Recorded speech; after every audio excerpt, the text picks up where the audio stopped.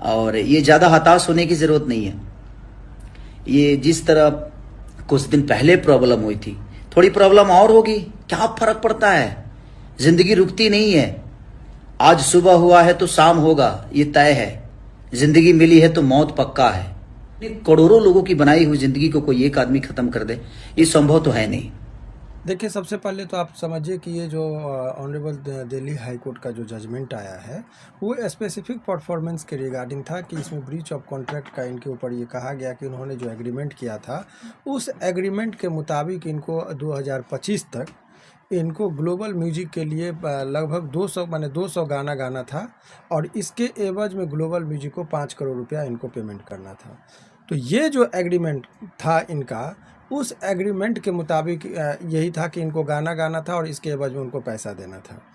अब सवाल इसमें यह है कि फिर सेक्शन 20 है इंडियन कॉन्ट्रैक्ट एक्ट का, उसके मुताबिक ये बातें कही गई कि यदि कोई व्यक्ति से कॉन्ट्रैक्ट धोखे में रखकर यदि कोई करार या एग्रीमेंट हो जाए तो वो शून्य होता है, उसका कोई महत्व नहीं होता है।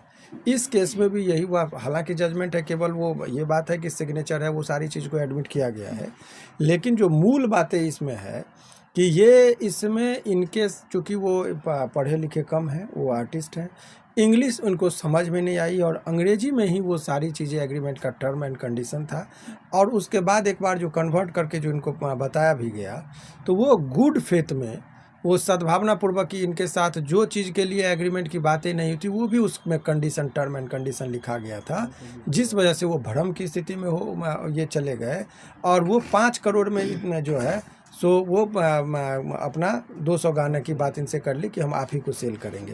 तो मूल बात यही है, लेकिन फिर भी इनके समर्थक ये जानने के लिए इच्छुक, इनके समर्थक ये जानने के लिए बहुत इच्छुक हैं कि क्या अब खेसारी लाल यादव का नया गाना, नया मूवी या स्टेज प्रोग्राम देखने को नहीं मिलेगा। तो ये सरासर भ्रम है, अफवाहें हैं। जजमेंट के 88 पैराग्राफ हम चाहेंगे कि आप लोग उसको दिखाइए। 88 पैराग्राफ में जो है सो स्पष्ट तरीके से हाई कोर्ट ने कहा है कि वो खेसारी लाल यादव गाना गा सकते हैं, इस पर कहीं कोई रोक नहीं है। स्टेज परफॉर्मेंस भी कर सकते हैं, इस पर कहीं कोई रोक नहीं है। रोक केवल इस बात का है कि यदि वो जो भी वो म्यूजिक है या जो भी चीज़ है वो सेल करने के लिए जब बात आएगी तो उनको केवल ग्लोबल म्यूजिक को ही करना है।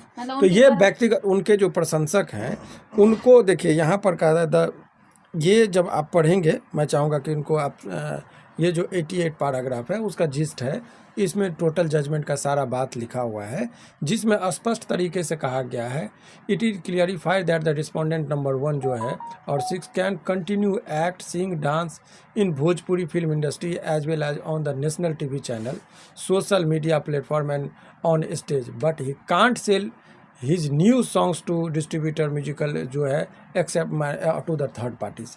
मतलब यही बात हुआ कि ये डांसिंग, नेशनल न्यूज़ चैनल सब पर काम कर सकते हैं, एल्बम बना सकते हैं, स्टेज प्रोग्राम कर सकते हैं, बेचने की जब बारी आएगी तो वो थर्ड किसी को नहीं दे सकते, यानी कि ग्लोबल म्यूजिक जो है उसी के माध्यम से कहेंगे। तो ये व्यक्तिगत तौर पर आर्थिक रूप से क्षति इनको हो सकती है। इसका व्यवहारिक पक्ष ये समझिए, कोई बहुत अच्छा गाना गा दिए, बहुत हिट होने वाला होता है, तो बहुत सारी कंपनी उसको खरीदना चाहती कि मैं उसको रिलीज करूँगा। तो जब इसमें ग्राहक जब सीमित हो जाएगा तो जो जितना मूल्य मिलना चाहिए वो नहीं मिलेगा, यानी कि आर्थिक क्षति इसकी इनकी हो सकती है खेसारी लाल यादव जी की।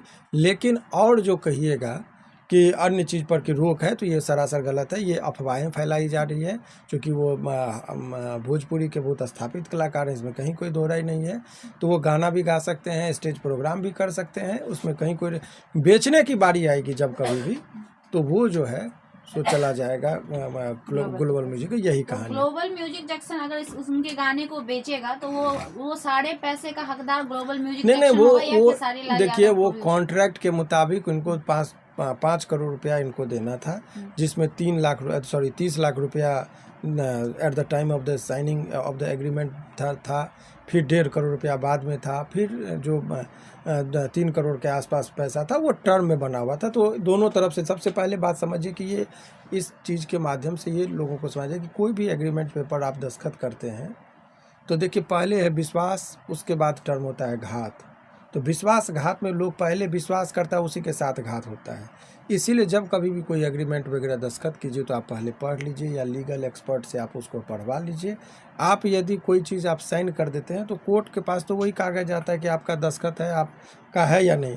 इंटरनल क्या मटेरियल उसमें है, कंटेंट्स क्या लिखा गया है, उनको वो समझ नहीं पाए और उन्होंने दस्तखत कर दिया। इसमें कि ये गलत हमारे साथ थोड़े कर सकते हैं, यही चीज़ है। लेकिन इनको चूँकि वो इंग्लिश में लिखा हुआ था, उस सारे टर्म को समझ नहीं पाए, जिस वजह से उनसे धोखे में रखकर उनसे दस्तखत करा लिया गया।